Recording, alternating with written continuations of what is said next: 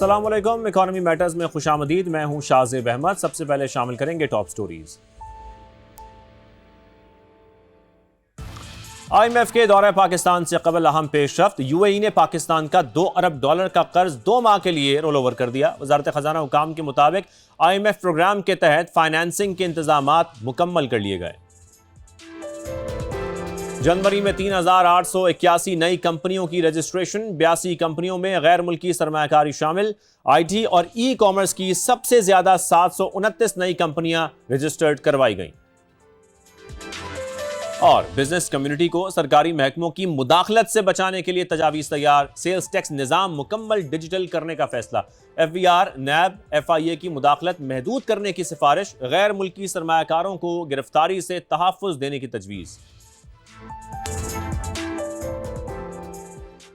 और अब कुछ जिक्र करेंगे गैर मुल्की करेंसियों का। यहां पर आपको सिर्फ ये बताएं कि इंटर बैंक में डॉलर की कदर में 3 पैसे की कमी देखी गई है, जिसके बाद इसकी कीमत 279 रुपए 62 पैसे पर आ गई है। यूरो के हवाले से आपको बताएं कि इसकी कीमत में 61 पैसे की कमी देखी जा रही है। फिर बात करते हैं गोल्ड की, जिसकी कीमतों में इजाफे के सिलसिले को एक बार फिर ब्रेक लगा है। फी तोला 8600 रुपए सस्ता हुआ है, जिसके बाद कीमत 5,19,962 रुपए पर आ गई है। फिर 10 ग्राम के हवाले से आपको बताएं कि इसके रेट जो हैं वो 7,300 रुपए कम हुए हैं। फिर इंटरनेशनल मार्केट को अगर देखा जाए तो $86 फी ओंस सस्ता होकर ये $4,972 फी ओंस पर आ गए हैं।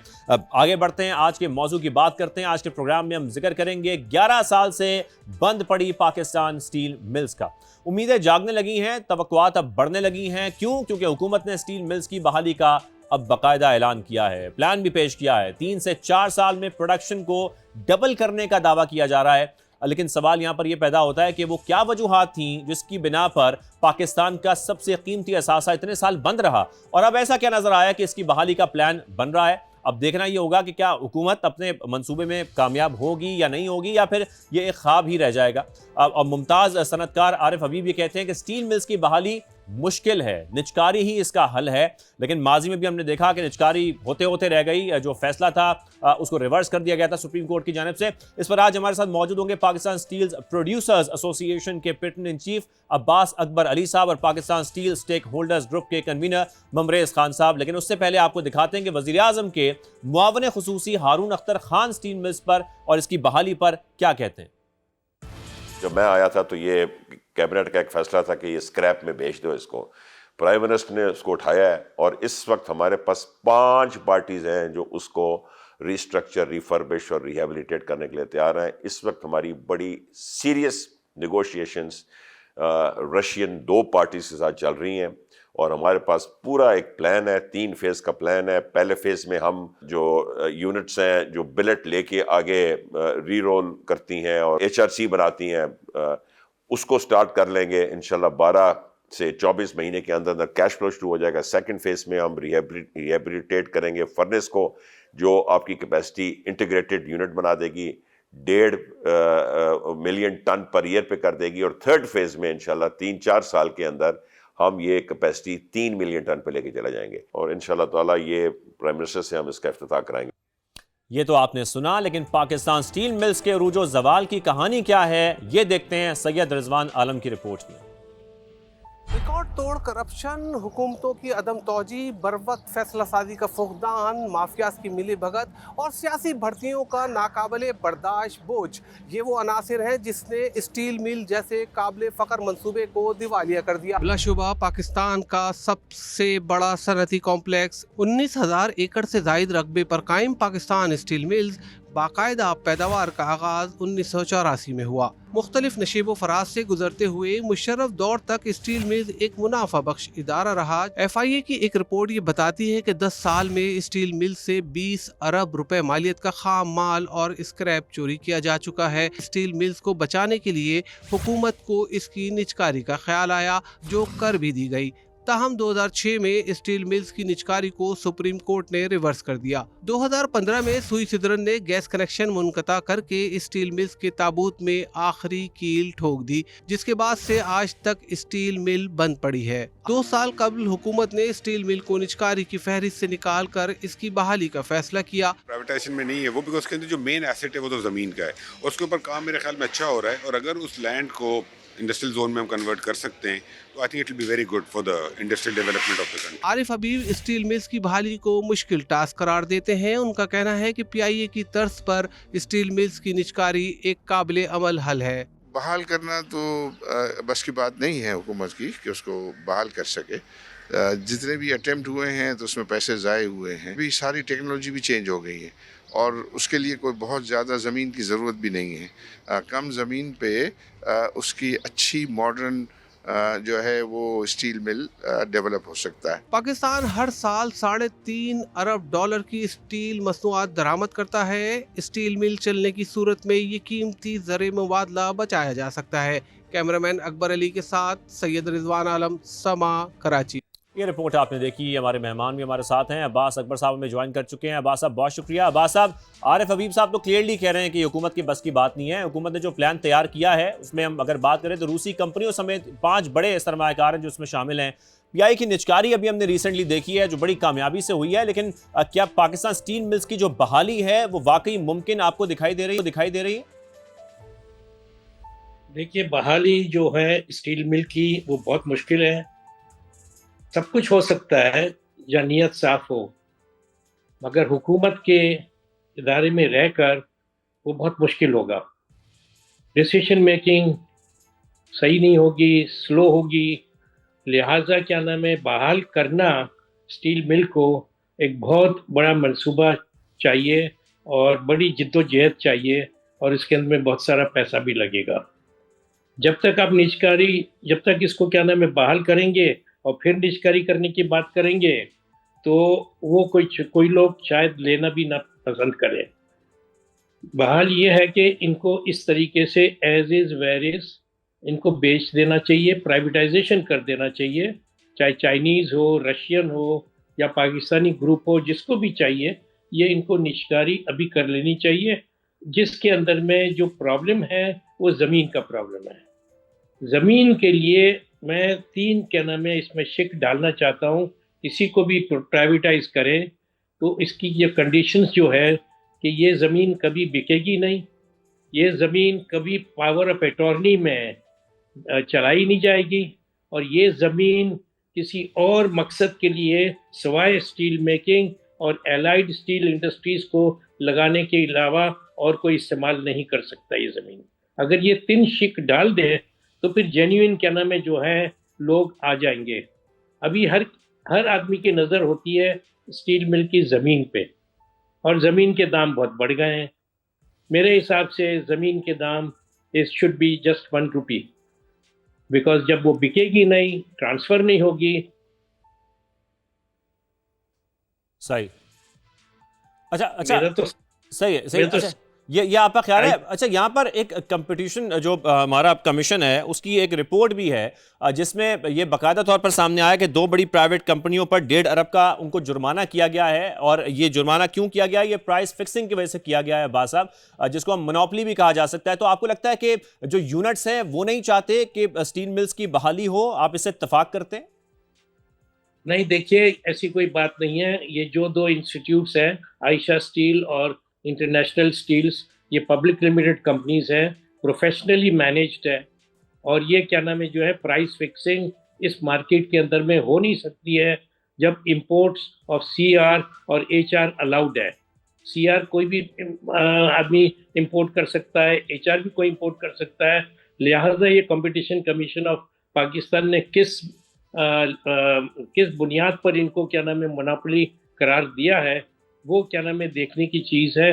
बिकॉज ये दोनों इदारे प्राइवेट पब्लिक लिमिटेड कंपनीज हैं और इसको they are professionally managed and I don't think there is any monopoly और collusion for price fixing.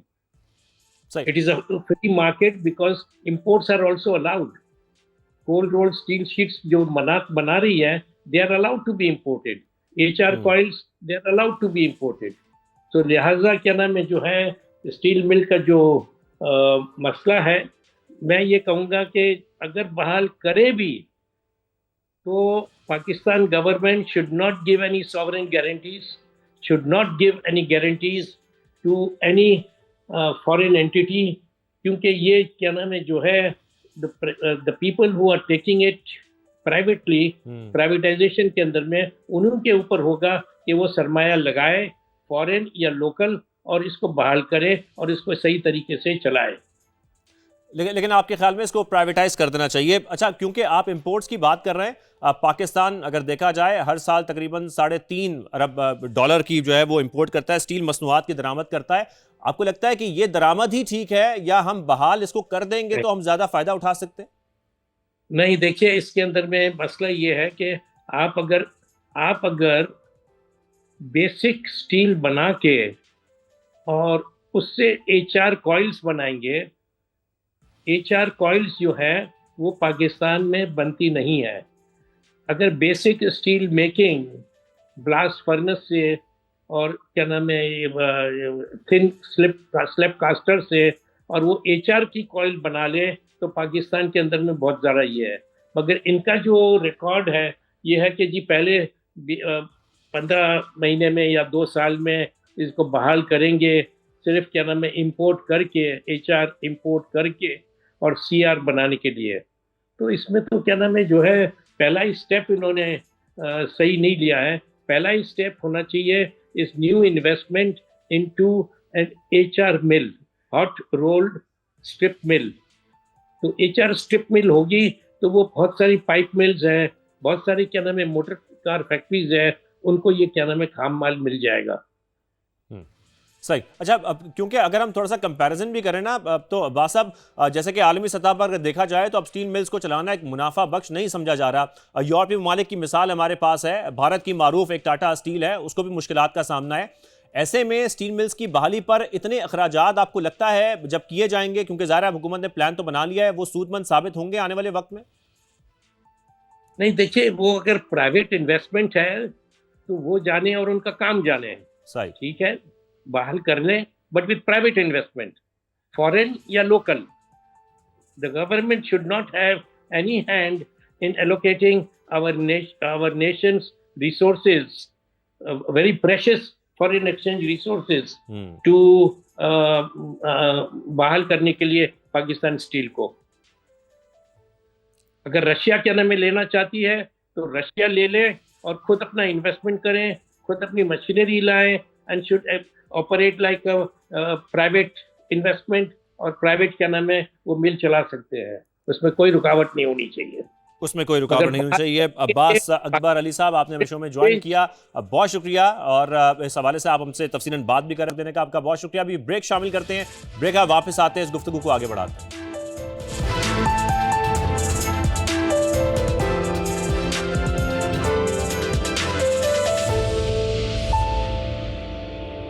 Welcome back. बात हो रही है स्टील मिल्स की बहाली की। आपको बताएं कि Pakistan steel stake holder group के कन्वीनर ममरेज खान साहब हमें ज्वाइन कर चुके हैं, उनको शामिल गुफ्तगू करते हैं। ममरेज साहब, बहुत शुक्रिया शो में ज्वाइन करने के लिए। ममरेज साहब, माजी में हमने बहाली के कई मंसूबे देखे हैं, निचकारी भी की गई, जिसके बाद सुप्रीम कोर्ट ने इसको रिवर्स कर दिया।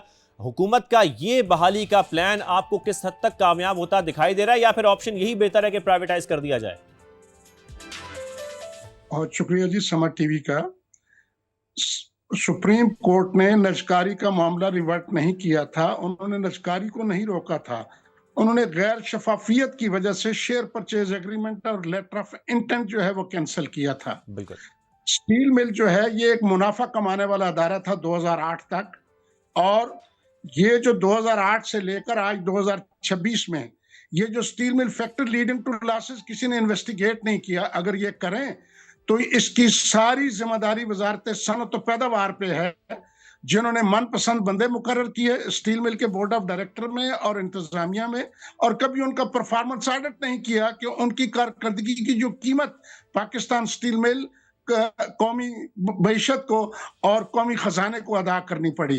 पाकिस्तान स्टील मिल बहाल हो सकती है और मकामी हुनरमंदों की मदद से बहाल हो सकती है, मगर ये जो इस्लामाबाद में बैठे हुए पॉलिसी मेकर हैं वो प्राइवेट कंपनियों को, चंद कंपनियों को फायदा पहुंचाने के लिए इस तरह के प्लान बनाते हैं जो जिनका कुछ चेक एंड बैलेंस ही नहीं है। नजकारी में क्या था कि स्टील मिल की वैल्यूएशन नहीं हुई थी, इसकी वैल्यूएशन अगर करते और जो प्राइवेटाइजेशन का प्रोसेस था उसको प्रॉपरली करते तो ये हो जाती, मगर पाकिस्तान स्टील मिल को प्राइवेटाइज करना मुल्क से दुश्मनी होगी। क्यों? इसलिए मुल्क से दुश्मनी होगी कि ये अवाम के लिए था, मुल्क को इंडस्ट्रियलाइज करने के लिए था, इंपोर्ट बिल कम करने के लिए था और मकामी हुनरमंदों को उससे करने के लिए। हमें लेकिन ये ममरे साहब, दुनिया में इस बार जो प्लान है बहाली का, आपको लगता है कि उसमें शफाफियत होनी चाहिए और उसको यकीनी बनाया जाएगा? ये मौजूदा जो प्लान इन्होंने बनाया वजारत सनत और पैदावार का, जो मीडिया के जरिए से हमें पता लगा, ये फर्दर फाइनेंशियल डिजास्टर होगा, क्योंकि स्टील मिल की मकामी प्रोफेशनल मैनेजमेंट ही कोई नहीं है, नॉलेजेबल बोर्ड ऑफ डायरेक्टर नहीं है और कोई कंसल्टेंट नहीं मुकर्रर किया गया। मिसलीडिंग इंफॉर्मेशन दी गई है पार्लियामेंट्री कमेटी को, SIFC एपेक्स कमेटी को और कैबिनेट को। हम इसके लिए गवर्नमेंट की मदद करने को तैयार हैं। ये वन साइडेड ब्रीफिंग देते हैं। जनाब हारून अख्तर साहब को मैं अपील करता हूं कि आप आए स्टील मिल, हम आपको बताते हैं इसके फैक्ट्री, और इस वक्त स्टील मिल लुट गई है और किसी ने कोई पूछा नहीं है। फैक्ट्री लीडिंग टू लॉसेस, ये किसी ने इन्वेस्टिगेट नहीं किए। अगर मिल को बहाल करना है तो सबसे पहले आपको सनती अमन बरकरार रखना होगा। पाकिस्तान स्टील मिल और स्टील टाउन और गुलशन हदीद पे सनती अमन नहीं है। इन लोगों को इतना परेशान किया गया है कि आए दिन यहाँ पे प्रोटेस्ट होते रहते हैं और मौजूदा जो चीफ एग्जीक्यूटिव और बोर्ड ऑफ डायरेक्टर है वो इनके मुतालबात सुनने को तैयार नहीं है, हल करना तो दूर की बात है। Pakistan steel mill stake holder ने इनको लिखा, CBA ने इनको लिखा कि जनाब हमारे साथ बैठे, मसाइल के हल करने में हम आपकी मदद करते हैं। हम मकामी हुनरमंदों से, ये जिस तरह से मैं अभी सुन रहा था कि जी वो रूस से, और भाई रूस जो है वो उस वक्त उन्होंने हमें मिल दी थी, रूस के साथ आपने किया क्या? सही। उन्होंने $95 मिलियन आपको 1986 में दिए, अनयूटिलाइज लैप्स हो गए 1995 में। 2003 में MOU किया, आप प्राइवेटाइजेशन पे चले गए। उसके बाद 2012-13 में हुआ। अब जो उन्होंने ऑफर किया मेरी तरफ से, मतलब पाकिस्तान की तरफ से पॉजिटिव रिस्पांस नहीं है उनको। उन्होंने 2024 दिसंबर में उनकी टीम आई, उन्होंने कहा प्लांट का टेक्निकल ऑडिट करें, कोई टेक्निकल ऑडिट ही नहीं है। दूसरी बात यह है कि स्टील मिल का फाइनेंशियल अकाउंट का डाटा जुलाई 2023 से लेकर 2026 तक आज तक कोई प्रोविजनल या बिल्कुल डाटा ही नहीं है। साहब, बहुत सारे पॉइंट्स हैं, जारी बात है आपकी बातें बड़ी इंपॉर्टेंट है, हम सुनना चाह रहे हैं मजीद भी, जारी बहुत सारे ऐसे पॉइंट्स पर हम गुफ्तगू करना चाह रहे हैं, लेकिन वक्त की किल्लत है। ममरे साहब बहुत शुक्रिया, आपने शो में ज्वाइन किया, आपके वक्त का शुक्रिया, ज्वाइन करने का शुक्रिया। अभी इजाज़त दीजिए, अल्लाह हाफ़िज़।